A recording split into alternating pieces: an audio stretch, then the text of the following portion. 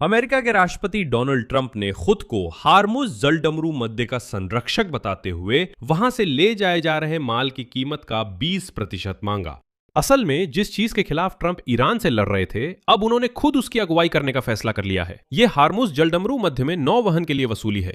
Shipping कंपनियों ने सुरक्षा मांगी थी क्योंकि युद्ध की शुरुआत से जलडमरू मध्य से गुजरना खतरनाक हो गया था। डोनाल्ड ट्रंप ने कहा सुरक्षा देंगे, लेकिन इसके लिए भुगतान करना होगा। उन्होंने ये नहीं बताया कि ईरान युद्ध से पहले इस जलडमरू मध्य में कोई समस्या नहीं थी। सवाल है ये सब कैसे चलेगा। डोनाल्ड ट्रंप जलडमरू मध्य से गुजरने वाले जहाजों से पैसे कैसे लेंगे? यहीं से दिलचस्प बात शुरू होती है। विशेषज्ञों के अनुसार जवाब है सबसे अधिक संभावना है किसी भी तरह नहीं।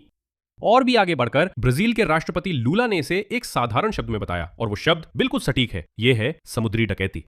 इस एपिसोड में हम तंत्र, आंकड़े, कानूनी गतिरोध और मुख्य बाधा पर चर्चा करेंगे जिसके बारे में ट्रंप ने शायद सोचा ही नहीं।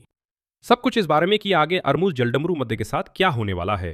ट्रंप की 20% शुल्क वाली योजना अभी तक पूरी तरह से अव्यवहारिक क्यों लगती है, और क्या वो सच में पूरे हार्मुज जलडमरू मध्य पर कब्जा कर पाएंगे?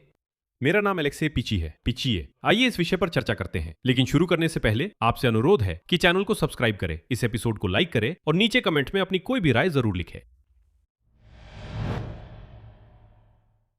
मैं डोनाल्ड ट्रंप का एक उद्धरण पेश करता हूं। संयुक्त राज्य अमेरिका को अब से हार्मुज जलडमरू मध्य का संरक्षक कहा जाएगा, लेकिन इसके साथ ही और न्याय के तहत वे सभी ले जाए जा रहे माल की कीमत का 20% मुआवजा प्राप्त करेंगे। हाँ, इस अत्यंत अस्थिर क्षेत्र की सुरक्षा सुनिश्चित करने के लिए आवश्यक सभी खर्चों की भरपाई की जाएगी। प्रक्रिया और तैयारी तुरंत शुरू होगी। साथ ही उसने ईरानी बंदरगाहों की नाकाबंदी फिर से शुरू करने की घोषणा की। यहां सभी बाजारों ने तुरंत प्रतिक्रिया दी। तेल की कीमतें $80 प्रति बैरल से ऊपर पहुंच गईं। कंपनी के शेयर इसके विपरीत गिर गए। ट्रंप ने कांग्रेस को बताया कि उन्होंने फिर से ईरान के खिलाफ पूर्ण पैमाने का युद्ध शुरू कर दिया है। अब मुख्य सवाल यह है कि अगर जहाज मालिक डोनाल्ड ट्रंप को जलडमरू मध्य पार करने के लिए 20 देने को तैयार हो जाए तो क्या होगा? यह सब कैसे काम करेगा? ट्रंप की योजना है कि जहाजों को सुरक्षा के साथ काफिले में ले जाए। क्या आप इसमें शामिल होंगे? इसकी ये कीमत है आपके माल की कीमत का 20%। यानी ये पूरी तरह से मार्ग शुल्क नहीं है, इसे कानूनी रूप से टाला जा सकता है। ये सशुल्क सुरक्षा है जिसमें अमेरिकी सैन्य जहाज टैंकरों के पूरे काफिले को खतरनाक क्षेत्र से होकर सुरक्षा के साथ ले जाते हैं। माल के मालिक ऐसी सेवा और सुरक्षा के लिए भुगतान करते हैं। अगर आपके पास पैसे नहीं हैं तो इस सेवा का उपयोग मत कीजिए। ये साफ कर दूं कि डोनाल्ड ट्रंप ने यहां कुछ नया नहीं किया। ये योजना सैद्धांतिक रूप से नई नहीं है। काफिलों का इस्तेमाल 1980 के दशक की टैंकर युद्ध के दौरान किया गया था, लेकिन एक महत्वपूर्ण बात है, तब संयुक्त राज्य अमेरिका जहाजों की सुरक्षा मुफ्त में करता था क्योंकि ये उनके अपने हितों के अनुरूप था।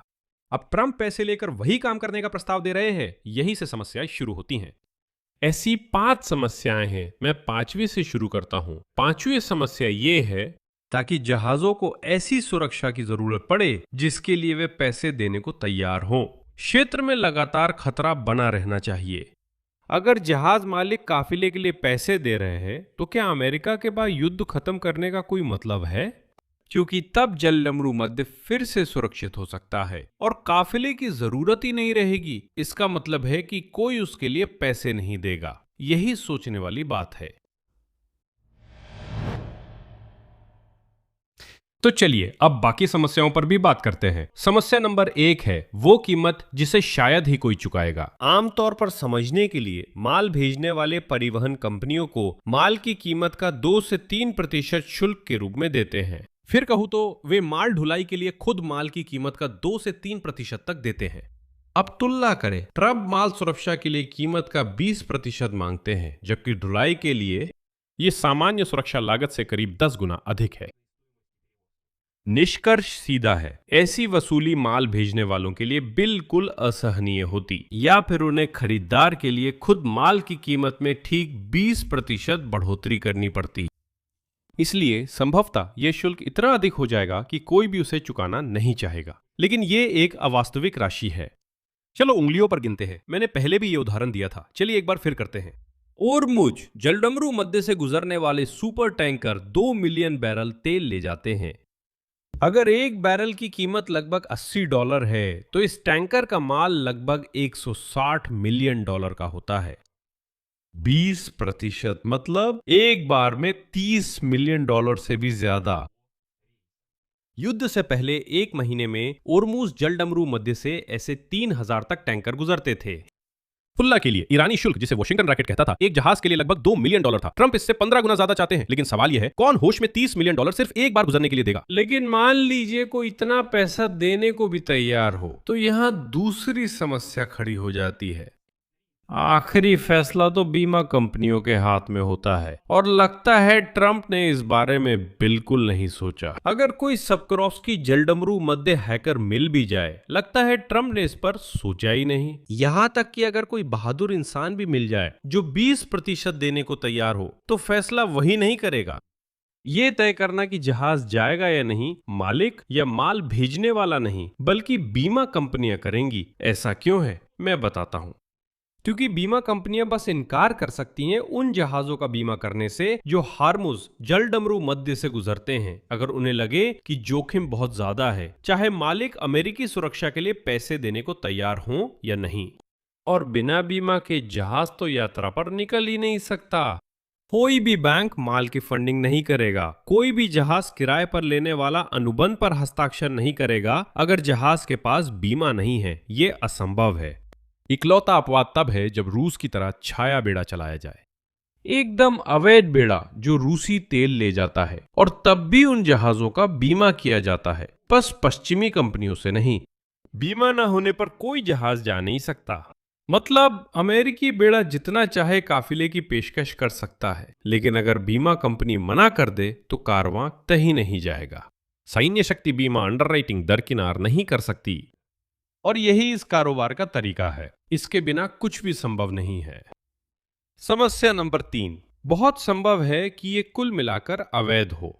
हर्मुज जलडमरू मध्य एक अंतरराष्ट्रीय जलमार्ग है जहां जहाज अंतरराष्ट्रीय कानून के तहत स्वतंत्र रूप से गुजर सकते हैं। ईरान पहले भी वो लागू कर चुका है जिसे वो सेवा शुल्क कहता था, और असल में ये टैरिफ थे, और अंतरराष्ट्रीय कानून ऐसी प्रथा की अनुमति नहीं देता। समस्या यह है कि अब बिल्कुल वही काम संयुक्त राज्य अमेरिका कर रहा है, और यही सबसे असहज बात है। जून में अमेरिका और ईरान ने अस्थायी युद्ध विराम समझौते पर हस्ताक्षर किए, जिसमें स्पष्ट रूप से मना था तेहरान को जलडमरू मध्य से गुजरने वाले वाणिज्यिक जहाजों पर शुल्क लगाने की अनुमति नहीं थी। अमेरिका ने खुद ये प्रतिबंध दस्तावेज में डाला था, लेकिन अब अपने फायदे के लिए इसका उल्लंघन कर रही है। ट्रंप ने कई बार कहा है कि वो जलडमरू मध्य को शुल्क से मुक्त देखना चाहते हैं। असल में उन्होंने पहले भी कहा था कि अमेरिका ये शुल्क ले सकता है। मैं पहले ही इस तरह के रवैये की गैर कानूनी होने के बारे में विस्तार से बता चुका हूं, सभी अनुच्छेदों वगैरह के साथ, पिछले एपिसोड्स में। अगर आपको दिलचस्पी हो तो देख सकते हैं। मेरा ख्याल है परसों ही ये एपिसोड इसी YouTube चैनल पर आया था। समस्या नंबर 4, ये सब कैसे काम करना चाहिए इसकी कोई भी जानकारी ट्रंप और उनकी टीम से भी नहीं है। ठीक है, मान लिया सब चल पड़ा, लेकिन ये कैसे काम करेगा? ये तय करने के लिए कि सेवा का उपयोग करना है या नहीं, कंपनियों को ये जानना जरूरी है कि इसकी लागत कितनी होगी और ये कैसे काम करता है। लेकिन व्हाइट हाउस उदाहरण के लिए, आज वहां पत्रकारों की तरफ से जानकारी के लिए कई सारे सवाल आए, लेकिन व्हाइट हाउस पत्रकारों को कुछ भी नहीं समझाता। इन सवालों को बस बिना जवाब छोड़ देते हैं। और जैसा कि CNBC ने कहा है, उदाहरण, प्रस्तावित नीति में मुआवजे को लेकर कई बातें साफ नहीं हैं। पैसा कौन इकट्ठा करेगा? माल की कीमत कैसे तय होगी? न चुकाने वाले जहाजों का क्या होगा? क्या उन्हें प्रवेश नहीं मिलेगा या उन्हें मिसाइलों के सामने छोड़ दिया जाएगा? कोई स्पष्ट जवाब नहीं है। ऐसा लगता है कि वो प्रक्रिया और तैयारी जो ट्रंप के मुताबिक तुरंत शुरू होनी थी, फिलहाल सिर्फ उनकी सोशल मीडिया पोस्ट तक ही सीमित है। तभी अचानक ब्राजील के राष्ट्रपति लुइस इनासियो लूला दा सिल्वा बोलने लगे। उनकी प्रतिक्रिया सबसे सटीक और बेरहम थी। आगे उनका उद्धरण पेश है। डोनाल्ड ट्रंप ने एक पोस्ट प्रकाशित किया जिसमें उन्होंने कहा कि वे फिर से हार्मुज जलडमरू मध्य खोलने जा रहे हैं, लेकिन हर उस जहाज के लिए जिसे वे गुजरने की अनुमति देंगे, तेल के मालिक को उन्हें 20% देना होगा। पहले इसे समुद्री डकैती कहा जाता था, है ना? इतना महत्वपूर्ण देश जैसे संयुक्त राज्य अमेरिका, जिसने लंबे समय तक समुद्री डकैती से लड़ा है, अब खुद समुद्री डाकू नहीं बनना चाहिए। उसे शुल्क नहीं लेना चाहिए क्योंकि यह जलडमरू मध्य उसकी जिम्मेदारी नहीं है। यही समस्या की जड़ और सबसे बड़ी समस्या है जिसे विमान वाहक पोत, ट्रंप की पोस्ट या सुरक्षा आश्वासन से हल नहीं किया जा सकता। जलडमरू मध्य, हरमुज जलडमरू मध्य अमेरिकी नहीं है। अमेरिका का उस पर कोई संप्रभु अधिकार नहीं है। अमेरिका ने दशकों तक इस जलडमरू मध्य की मुफ्त सुरक्षा की है। इसी से उसकी प्रतिष्ठा समुद्रों की स्वतंत्रता की रक्षक के रूप में बनी।